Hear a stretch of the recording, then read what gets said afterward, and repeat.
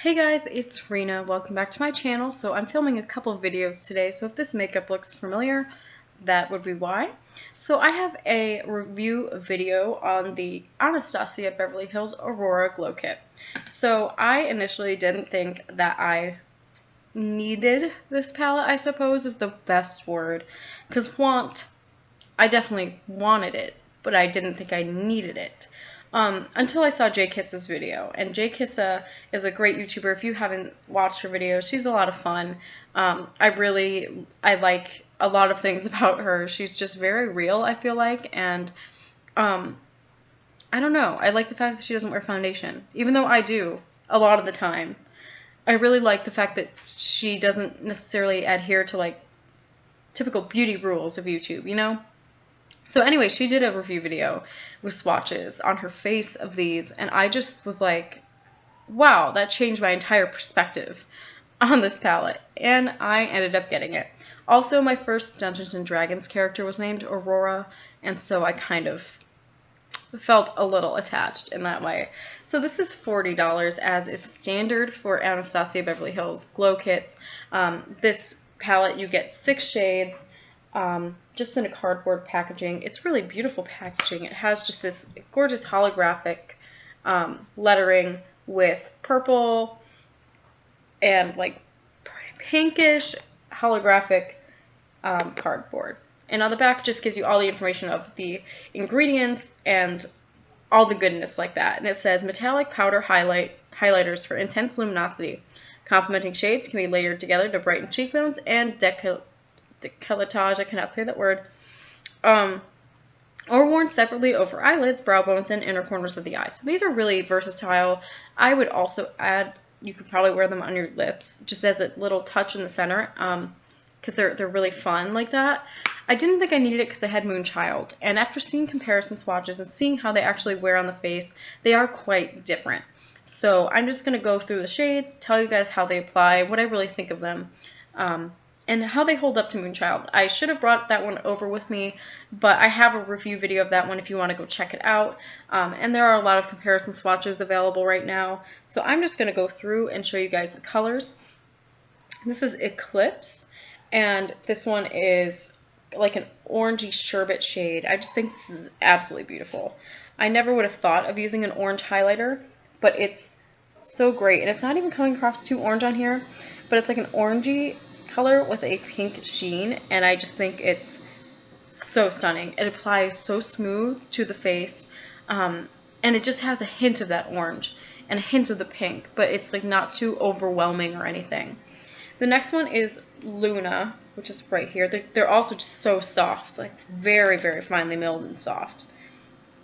This one is kind of like a silvery shade, and it kind of has like a pinkish tone, purplish tone. I don't know how to explain it really. Luna is just kind of probably the most neutral of the ones in here. It's just a very silvery color that has a hint of an ethereal glow to it. The next one is probably my favorite, and it's called Spectra. And I used this one first, I think, because it was absolutely the one I was most interested in.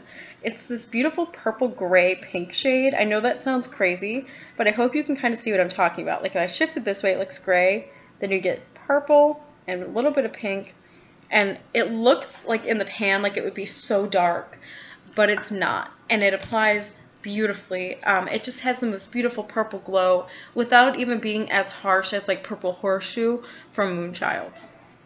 Next one is probably the most unique, and this is Helia. And Helia is a really hard color to describe. I'm actually wearing it right now. I don't know if you'll even be able to tell because my camera doesn't pick up on like highlighting that well, but it's right here. It's like a gold color, like a white gold, but with green, like a weird antique green gold. That's the best I can describe it as. It really is beautiful. It's kind of just like, I think that shows it off even better right there at that angle. It's great. It applied so beautifully, and it's one of those shades that looks really intimidating in the pan, and then like you put it on and it just makes sense, and it looks really cool.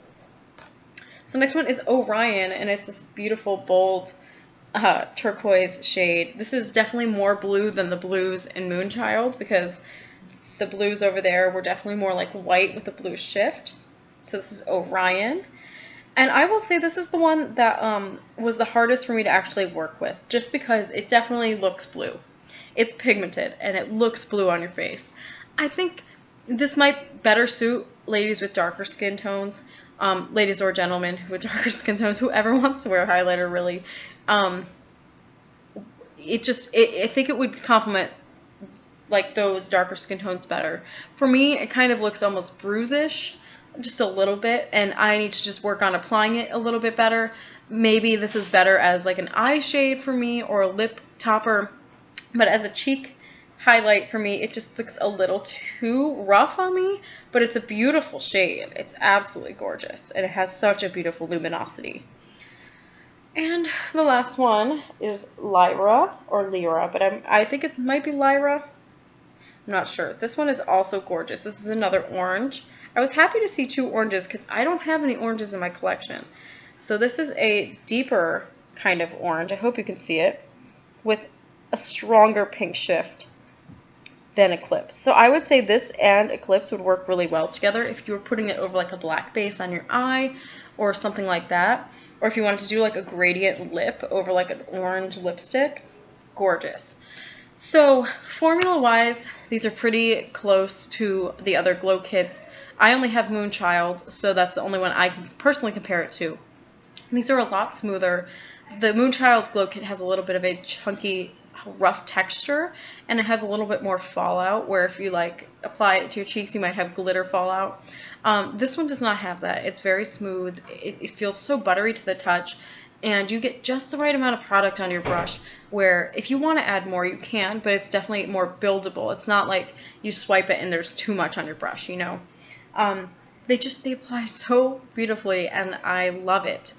I think they're so pretty, and I think this is a little more unique than Moonchild, personally. Moonchild is great, and it was one of the first major mainstream brands to release a holographic, iridescent type of highlighter, you know, in the mainstream market at least.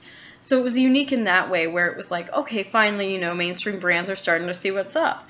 But this to me is a little more unique in terms of color choice. You don't really see orange highlighters, you know, too often. Creamsicle colors. That beautiful vibrant blue has been around a couple times. You know, Jeffree Star had one, but this one's just a little more wearable because it's a little sheer, and then, or more sheer than his was. And then these are really quite interesting. Like this one's a gorgeous silver that you can just kind of use any day of the week. But Spectra is one of the most unique highlighters I've ever seen. It reminds me of an eyeshadow I have from Shiro called Zero, which was from a collection that's long since been discontinued. But it was like a purpley gray color with a pink shift, and so it just reminds me of this you know, shade from this kit. And Helia, is that what it's called? Helia is the one I'm wearing, and I just think it looks good. I mean, I'm sure if you go outside, you'd be able to see the kind of funny shade it has, but I don't think it looks jarring. So overall, I really like this kit. I think it's, you know, worth the money. I think if you can get it on sale somehow, you know, more power to you. It's a $40 kit, same as the other ones. You get a decent amount of product. Honestly, if you go through a highlighter, that's incredible. You know what I mean? Like, highlighters are hard to get through. But honestly, after buying this, I really don't think I need any more highlighters.